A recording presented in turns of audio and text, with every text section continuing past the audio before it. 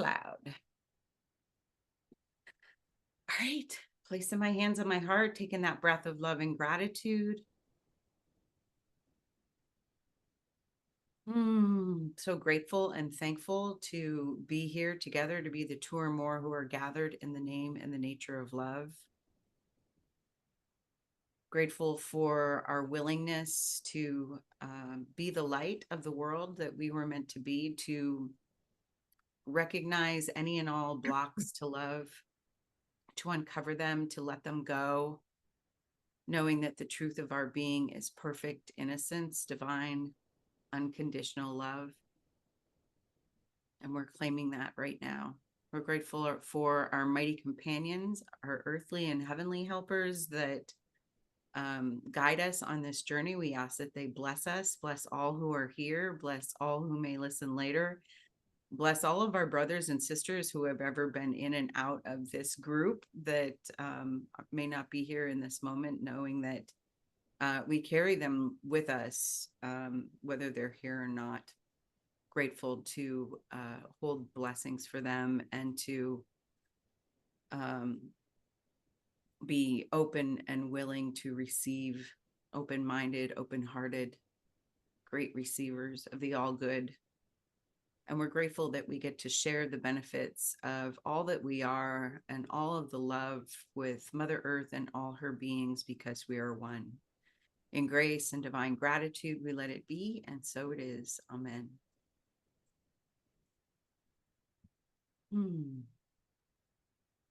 So we are we're finishing up chapter 4 today. The ego struggle to preserve itself. We're in section 11, the very last section, being truly helpful. Where to start? So I think I'm going to start with the first sentences in paragraph 2 and 3, and a couple of the notes from below, because it felt very aligned with what I have been feeling and going through the past week or so.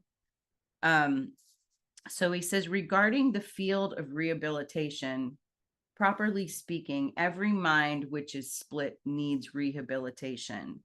And then down below in number 5, he said, this clearly deepens and broadens the concept of rehabilitation.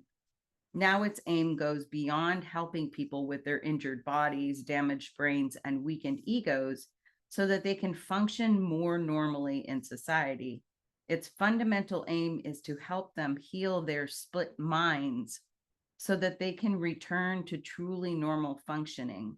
Rehabilitation, in this sense, is not just for those who need medical or vocational rehabilitation. It is for everyone. And I was like, oh yeah, I can get with that. And then the first sentence in 3, he says, the reason why you should learn to offer rehabilitation is because you need rehabilitation yourself. And then down in 108, he says, to offer rehabilitation as defined by this section is to help those who seem to be weakened and damaged by offering them genuine love based on an attitude of praising the perfection God created them in them. And so I've been struggling off and on this last couple of weeks with depression, which is something that is unfortunately common in my experience, especially this time of year. And it's something that all of my family has dealt with. But I really got so clear this week, like my experience with my friend Rachel that I had, that I've been really struggling with the way that I have kind of placed a boundary on our relationship. And I say that there's a boundary, but there's not a boundary. So I still love, and I love her so much.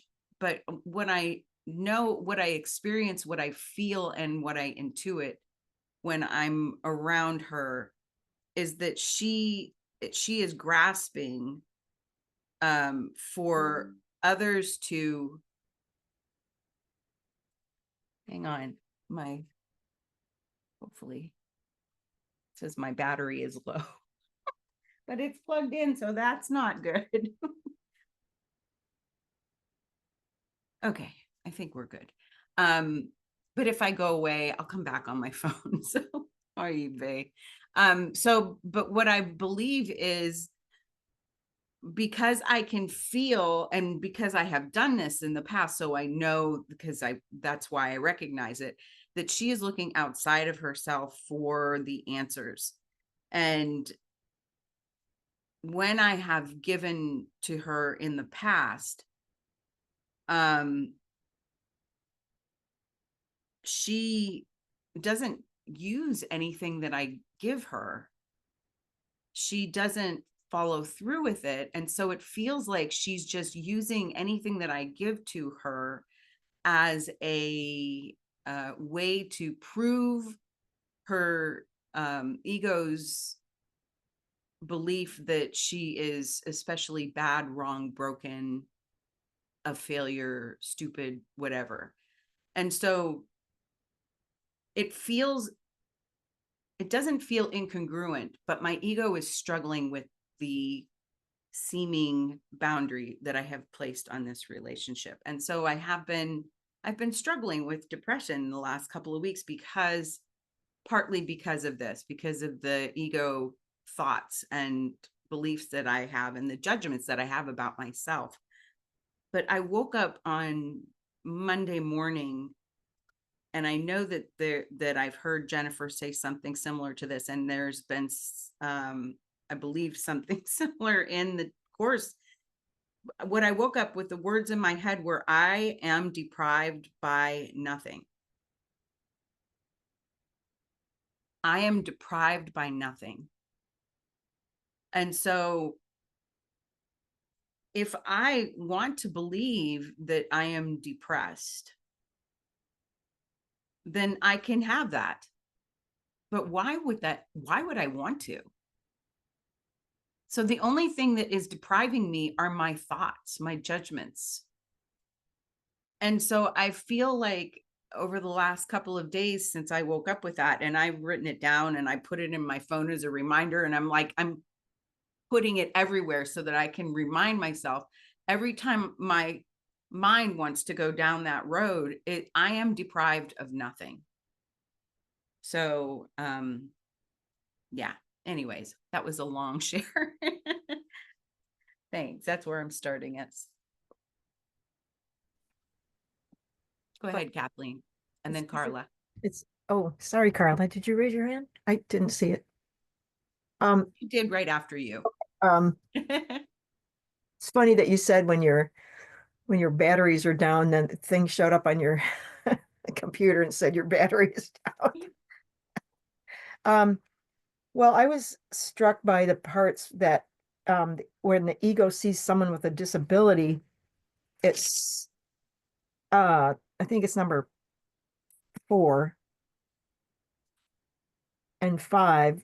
You have fear, number 4, you have fear of broken bodies because your ego can't tolerate them. Your ego can't tolerate ego weakness either without ambivalence because it's afraid of its own weakness and weakness of its chosen home. And then it talks about ego strength at the bottom. This is really why you recoil from the demands of the dependent and from the sight of a broken body. Your ego's threatened and blocks your natural impulse to help, placing you under the strain of divided will. You withdraw to allow your ego to recover and to regain enough strength to be helpful again on a basis limited, though enough not to threaten your ego, but also too limited to give you joy. So that last sentence, I'm like, what? Okay, you recover enough strength to be helpful with somebody, but not enough to give you true joy, which means that if we could give more help to people, then we would experience more joy. And it reminds me of like being a physical therapist and seeing all these kids come in with these disabilities and never thinking that they were less than me, that I could feel the equality and the gratitude I had for them coming into my life. They seemed totally equal to me, and I got a lot of joy from that practice. And I just wonder if I should do something with that.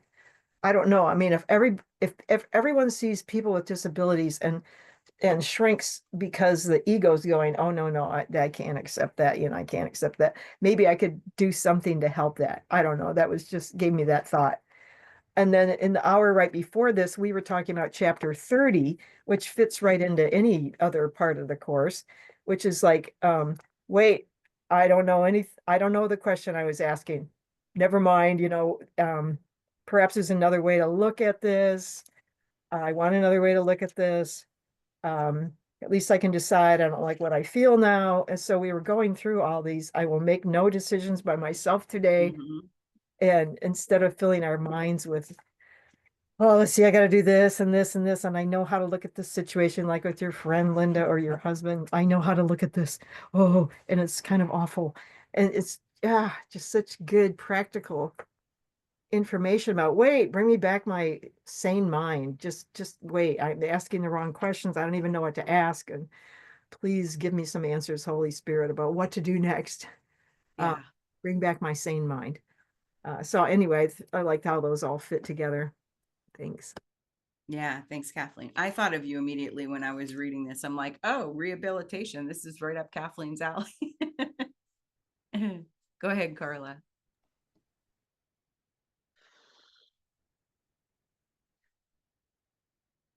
So much comes to mind. And so I like to weed out the thinking and just allow blood flow. So here's the thing. What are we identified with? I mean, if only love is real and you're feeling depressed or whatever, upset, or the thoughts are coming to the mind, upsetting thoughts, is that you? Who is that? We think it's us, it's our mind, it's our thoughts. And I'm like, is that true? Because if we're love, if we're one with God, and the only way we could change that is to think we aren't, to believe something other than us being kind or we're fine. I'm on my journey. Look, I don't know how many lifetimes I'm healing. We're one with everyone.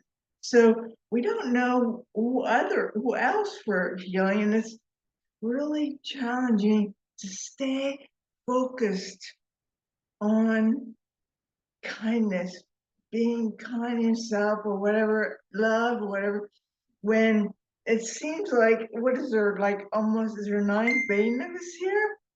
That a lot of people may not be believing that, may not even be aware of that thought. And so it's like we have to stay true. So address the appearance. This is what address the appearance, but hold the truth. Now, if your house is burning down because of fire, of course you call the fire department, you address the appearance of your bill needs to be paid, if your internet or whatever needs to be paid, keep internet, you pay it.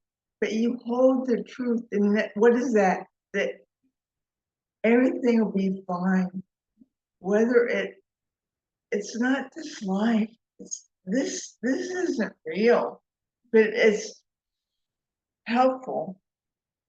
And so I'll read that in paragraph 8, that saying, I'm here to only to be truly helpful. I'm here to represent him who sent me. I do not have to worry about what to say or what to do, because he who sent me will direct me. I am content to be wherever he wishes, knowing he goes there with me. I will be healed as I let him teach me to heal. And I put that on a thing on the wall, and I used to read it every day. multiple times a day to myself. So, but what am I telling myself? Am I telling myself I'm fine? Am I believing?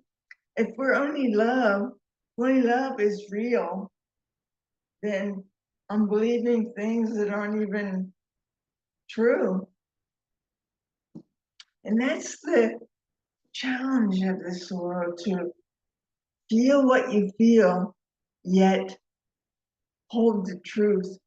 Stay focused on love. And it's not loving the president or whatever, it's loving yourself. Whatever you choose. If you forget and get upset at a restaurant because you don't get what you wanted or whatever, it's okay. Forgive yourself and say, thank you for that learning opportunity. That it's not that I failed, it is not that I failed. I am willing to look at it as an opportunity. And I'm so blessed to see it because I never used to see it. Oh, wow, how blessed am I? So I really say the same thing over and over. Maybe I use different words when I come here every week. But is it to remind you? No, it's to remind me I am love. I mean, I have plenty of situations. I have a really challenging experience now, and I'll probably share another part of the book. Is that in it's in the manual for teachers. Well, it doesn't have development trust in this book. It says first they the first step they might go through must be called a period of undoing. This need not be painful, but it is usually so experienced. It seems as if things are being taken away, and it is rarely understood initially that their lack of value is merely being recognized. And I've spoken this stuff, and it seems like I've told you, but I've really told myself, but I'm not hearing that sometimes when this challenging experience I'm going through right now, the separate mind, the ego mind, I don't know, wants to have thoughts, that has thoughts go through it like, oh, this is bad, this is wrong, and that we can't do this, we can't do that. What are we listening to? What am I listening to? What am I willing to listen to? I am willing to listen to only truth, only love, and allow the rest to flow through it. Bring it to the light, bring it to God, give it to truth. It's like truth is always around us. We don't see it because of all the things in life, things that we're thinking, things that we're believing that block the truth. The truth is here. We are the truth. We are the love. We don't need to go find it. And it says, how do we be truly helpful? I was wondering that. I wanted to be helpful. I wanted to do what other people made them happy, or maybe that's not always the best way. It doesn't always feel like when things are being taken away, I'm being loved by showing me that they aren't helpful. Initially, it says, I'm recognizing that, but that is love. Love isn't always kisses on the cheek or hugs or whatever. It's not always peaches and cream. Sometimes love feels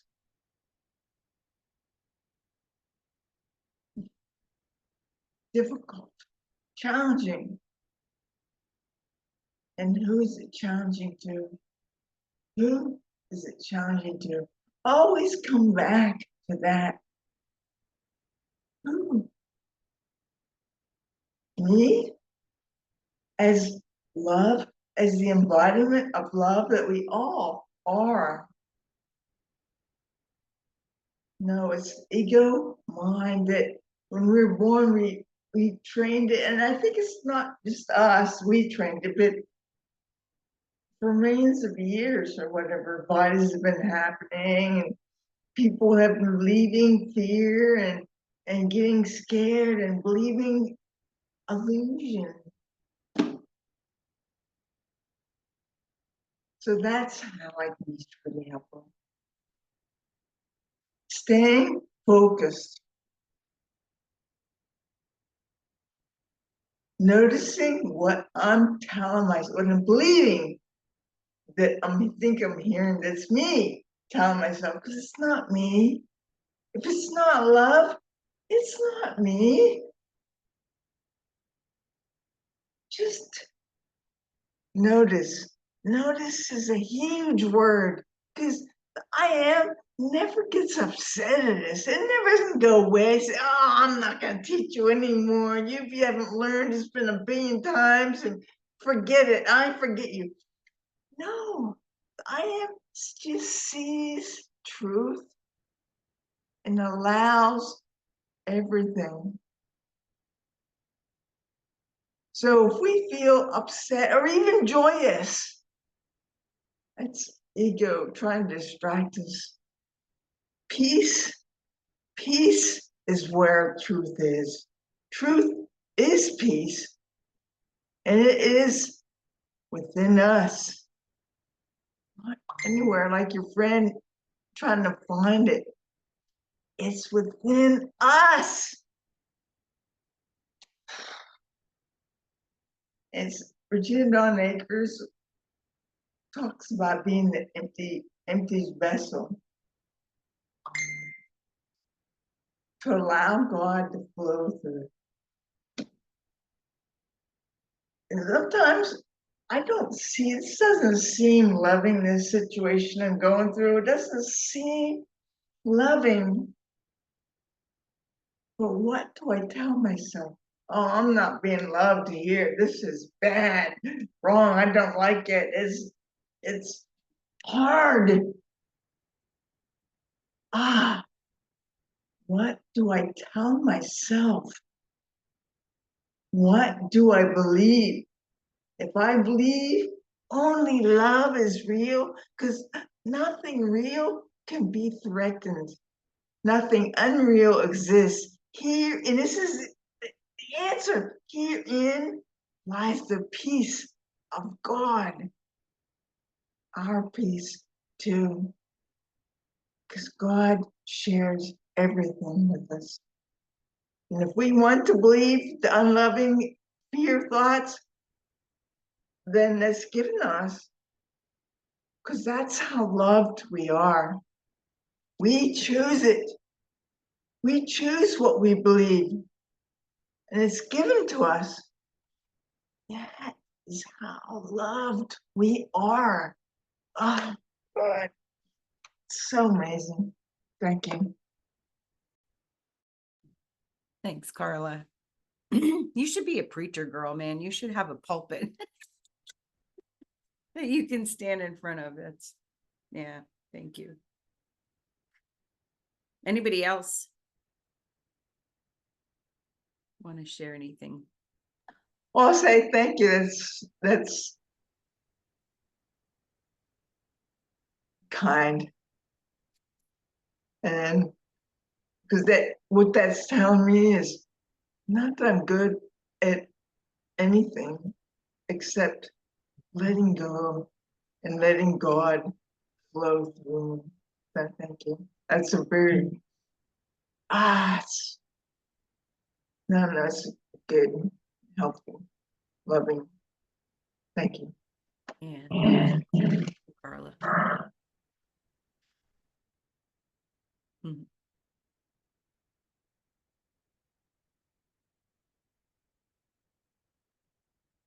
Well, I could share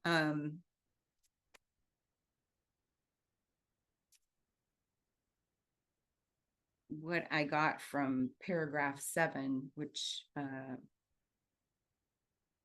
think Kathleen read some of that already. Anyway, I'm going to read it again. So there. Rehabilitation is an attitude of praising God. As he himself knows praise, he offers praise to you, and you must offer it to others. The real limitations on clinical psychology as it is evaluated by its followers at present are not reflected by the attitudes of psychiatrists or medical boards or hospital administrators, even though most of them are sadly in need of rehabilitation themselves. The real handicaps of the clinicians lie in their attitudes to those whom their egos perceive as weakened and damaged by these evaluations. They have weakened and damaged their own helpfulness and have thus set their own rehabilitation back. Rehabilitation is not concerned with the ego's fight for control, nor the ego's need to avoid and withdraw. Yeah.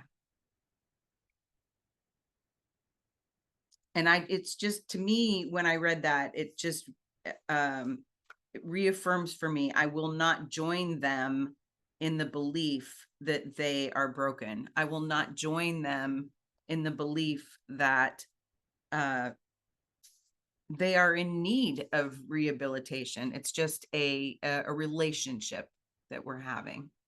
So, Paula. I really resonated with that too. And I feel like in my past life, I've had many rehabilitations. I was rehabilitated from abuse. I was rehabilitated from alcohol. Last week, I had 39 years of sobriety. I was in treatment for mental depression. And it all came around for me to take responsibility for myself.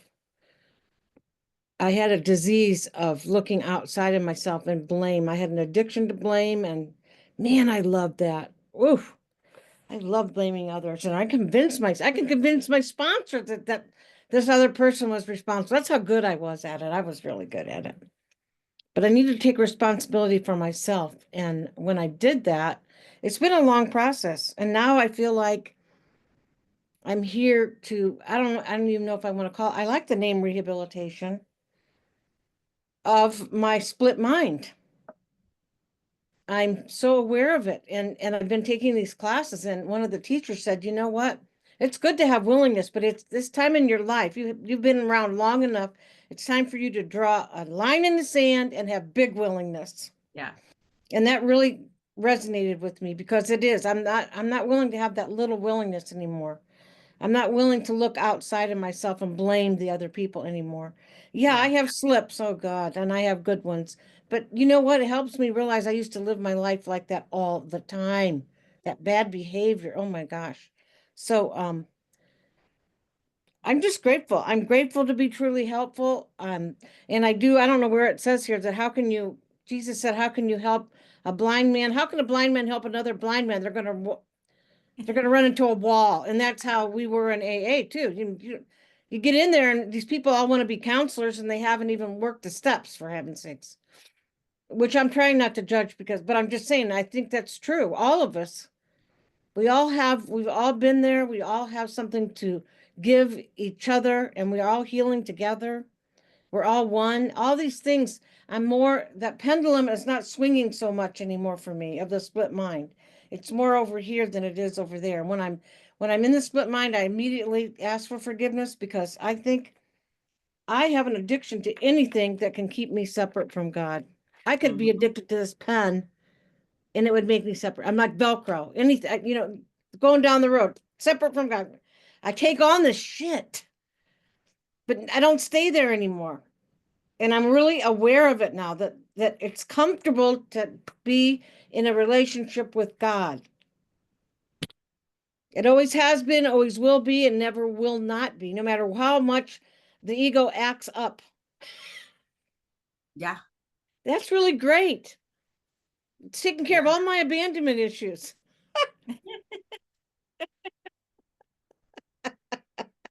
Oh my God, I can relate to all of that. I mean, holy cow. And what I recognize for myself is like um the challenges I've been through in my life, the trauma, the experiences, the things that I've done that I'm not very proud of in my lifetime, all have accumulated for me to be able to recognize that those were ways that I was keeping myself separate. And I don't know if it's just because we get to a certain age where we're just like, look, I know that I have less time on this planet than I used to. And I'm just not fucking crossing that line anymore. I have no fucks left to give for that stuff anymore. So when it comes up and it's uncomfortable, I'm like, what is going on? What am I, where am I ruminating in my mind about whatever that is keeping me in that space that is dark and reminds me of times from my past. And that's what it is. It's that attraction, like the Velcro to the separation. Like I'm thinking like I'm some kind of magnet. But I've heard Jennifer say many times, like in the beginning, it takes a little bit of willingness, but in the end, it's like 100% willingness. Or what are we doing here? I remember when she'd say, if we get past the 50%, if you're 50% willing, you get past the 50%, you're doing really good. And Yeah. for me, the difference is I don't judge myself. When I have bad behavior, well, this behavior I'm learning from, I don't even want to call it bad. I don't beat myself up anymore. I just say, okay, where's this coming from? And I'm not going to say, oh, this is a dream. This isn't real, blah, blah, blah, blah. So I'm not going to feel it. I'm not doing that either. I'm willing to write it out, figure out where is the core, where is this coming from? This is not me. I don't want this anymore. So Yeah. I'm grateful. So. Yeah. And that's a huge leap into self-love, that self-acceptance, that, that nosedive into, because I know that there's that part of me that little goth chick that sits there chewing her gum and tapping her foot going, oh, that's just a bunch of spiritual bullshit. Anytime I do that, try to have that bypass. Oh, that's just a bunch of spiritual bullshit. So yeah, I can't go there. Can't go there. Kamira and then Carol.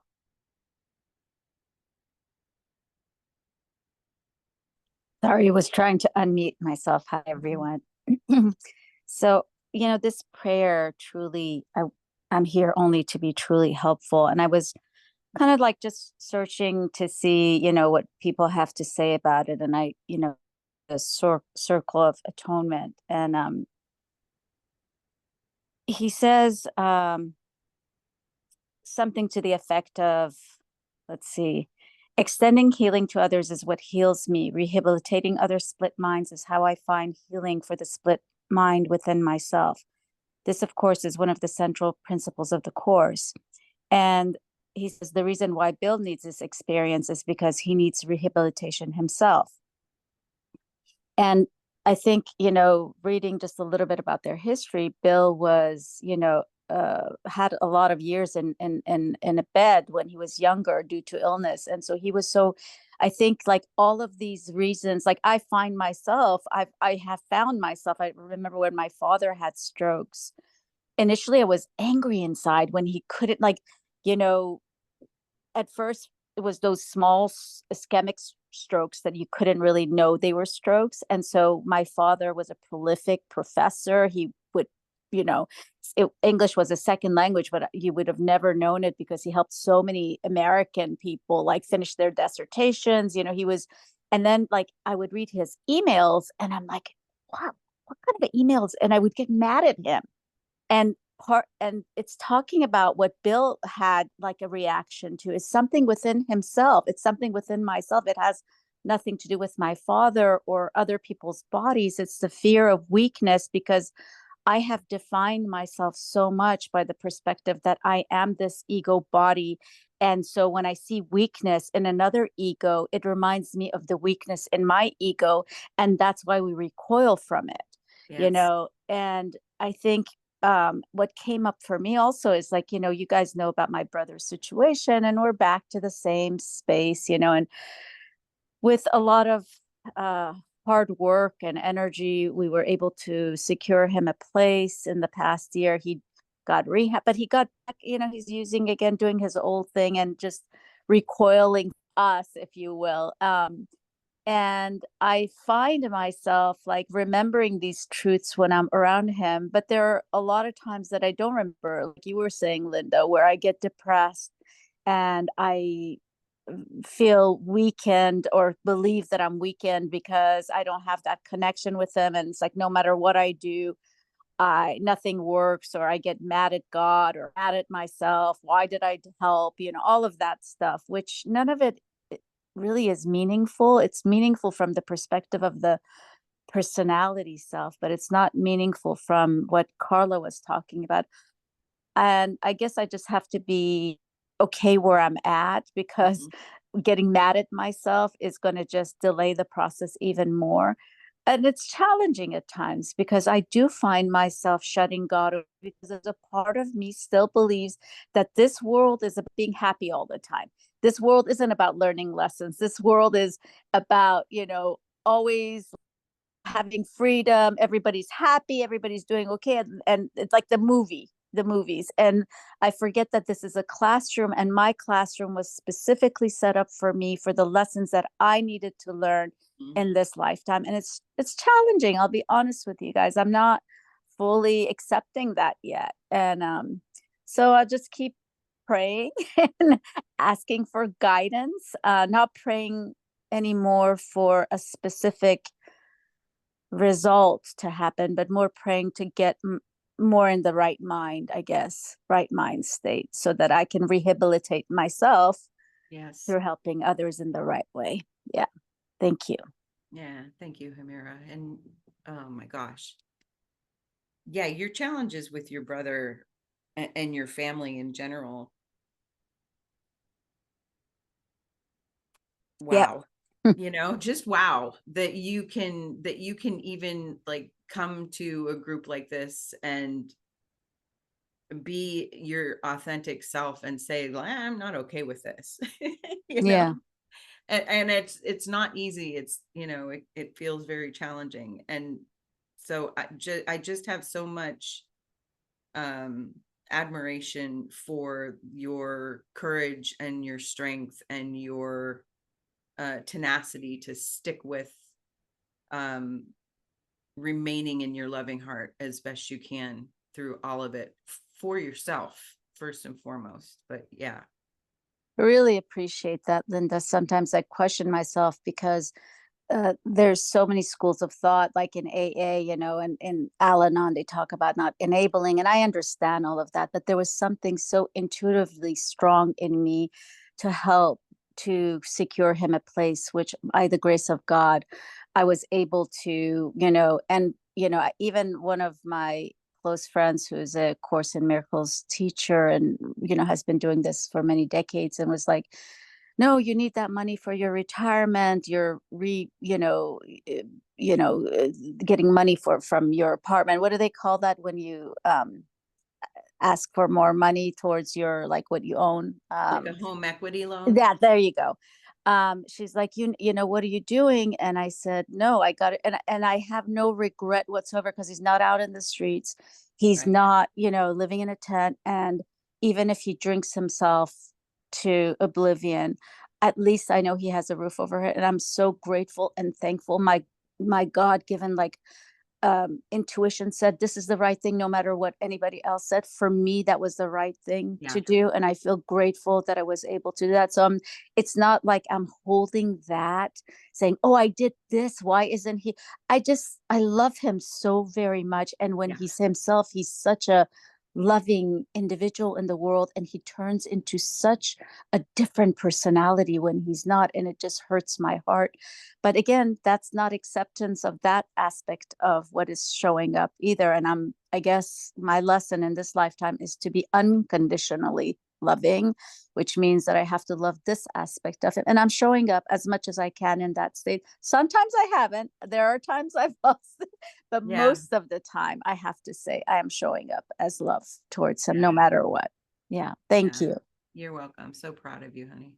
Thank you. Yeah. Carol and then Carla.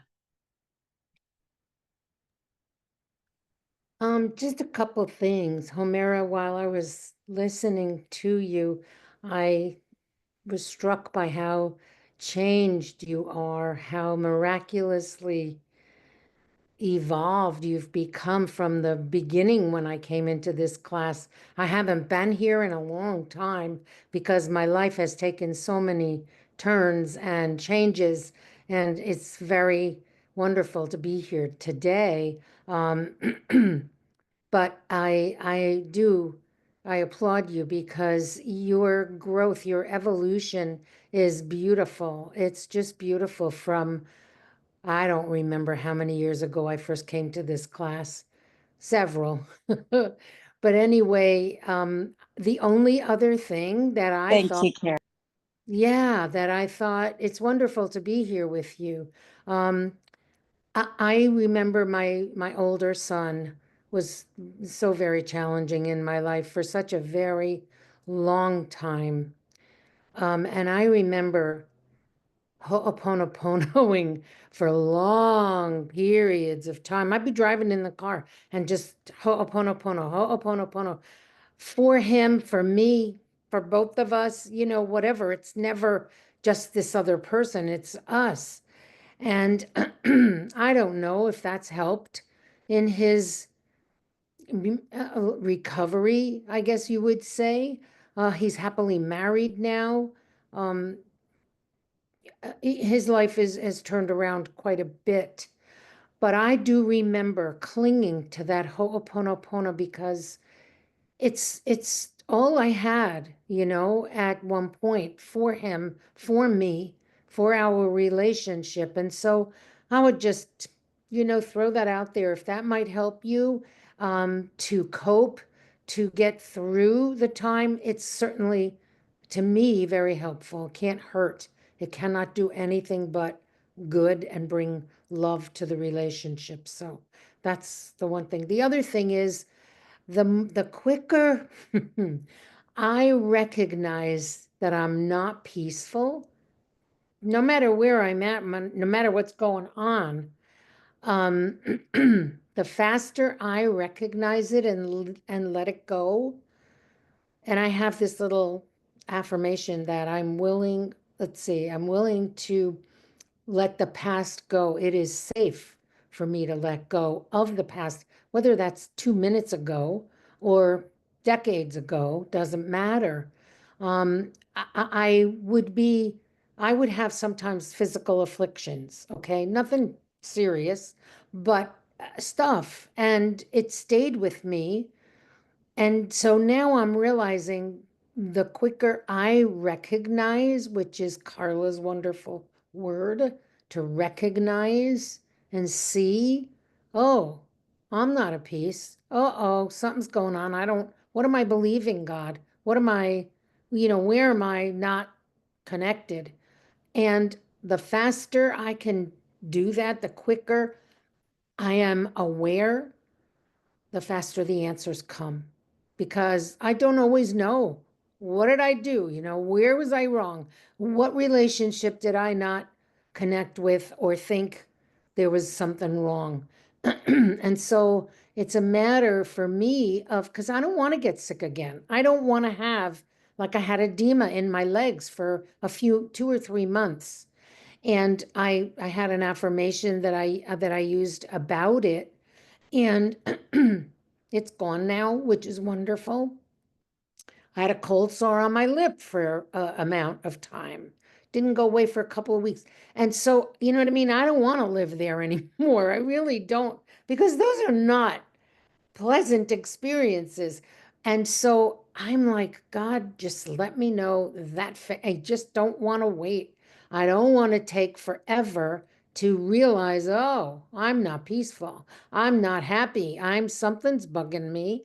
And, so like, yeah, focus in and the words that come to me are almost like, we need to be self-centered. I know it sounds negative, but it's not. It's all about me. It's not my son. It's not anything or anybody else. It's my feelings, my responses, my attitudes, my anger, my uncomfortableness, whatever that is, it's me. And so that's I can't fix anybody else. So, it's like, okay, what's happening here? And just I want to be able to say, I don't know what's bugging me, but I'll go right to spirit. And the more I do it, the quicker I get there, the faster the answers come. And I don't have to stew in it for a day or a week or whatever, because I notice it. That's how much more on point I am. I want to be self-aware. I want to be extremely self-aware so that it's an immediate thing. And God is right there. Spirit is right there. There's no, well, honey, you got to wait a few days before I'm going to tell you what's happening. No, no. The more in tune I am, the more focused I am, the more attention I give to my heart, my spirit, my self, whichever part of me that is, whether it's the ego, whether it's what's going on, the quicker that the answers come, and I don't experience the uglies, the yuckies, and I can stay in my peace. And that's the thing. And when Kathleen was talking, what came to me was, when we minister to other people, the word that I desire, and I remember from when I was in the classes with Jennifer, unbotherable. I want to stay unbotherable by whatever that outside experience is that I may join in to help. I I don't, and I do believe that I can keep my joy. I do believe that I can keep my truth, my love, my light, my whatever gives me my identity in God. I don't want to lose that. I can give and help and do without losing any part of my identity.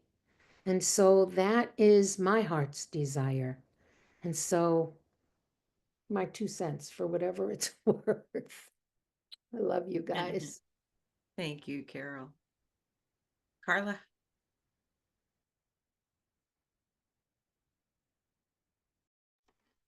I'll try not to go on too long, but I'll say this, Mara.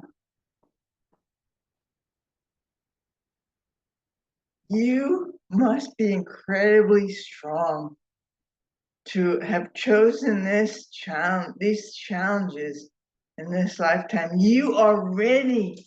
I mean, just listen to Carol. I was like, you are ready. And I know it can be challenging that your brother and maybe all these party, whatever is happening, your brother is helping you. And it's not the body self. It's not the brother self. It's the spirit of him is helping you somehow. I mean, it doesn't feel helpful when it seems like he's continuing the same behaviors or whatever, but it's for you.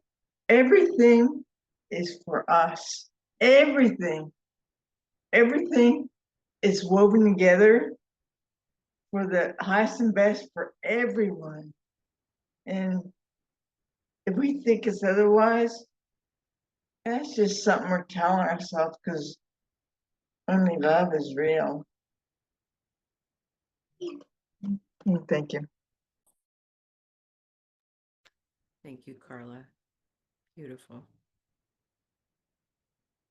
Anybody else have anything else that they would like to share? Got about 4 minutes left. We love you too, Amira.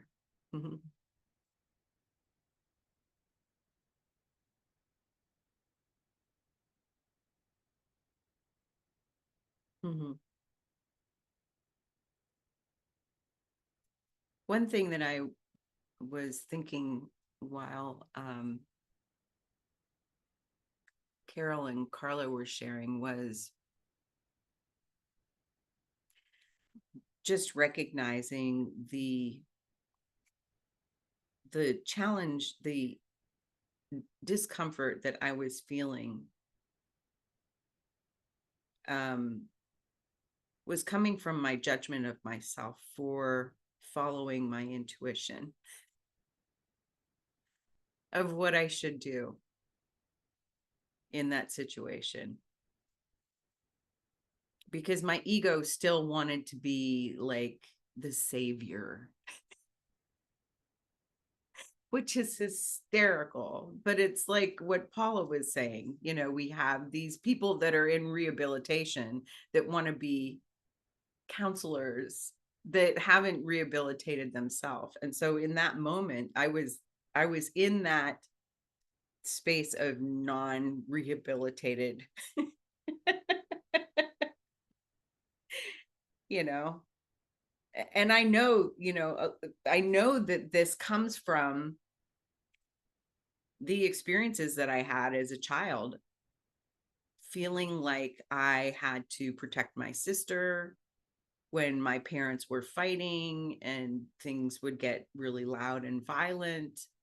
And, you know, the feeling like I had to try and cheer up my mother when she was depressed, and the feeling that I had like I had to, you know, get everything perfect before my dad would get home from work so that he wouldn't go into a rageful fit. Like, so it's something that I learned at a very young age, how to try and make everything perfect for everybody else so that we could have a peaceful experience in the evening. So I'm giving myself a break for that. Go ahead, Carla.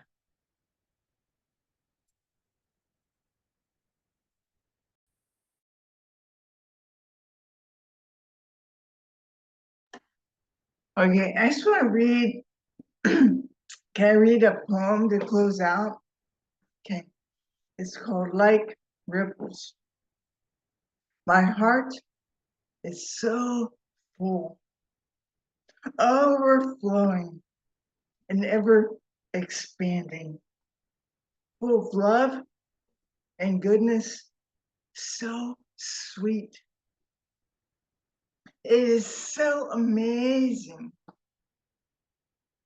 All I could ever imagine could not come close to the sweetness of me, of you.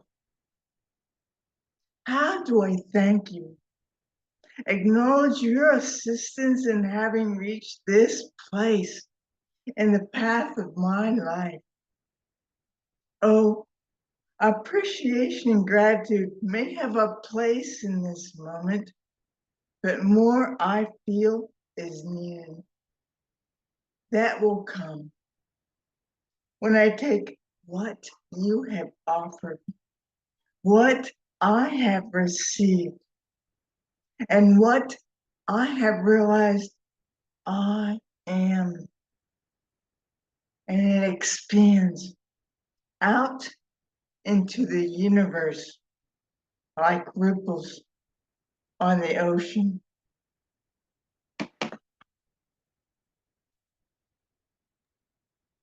Beautiful way to end.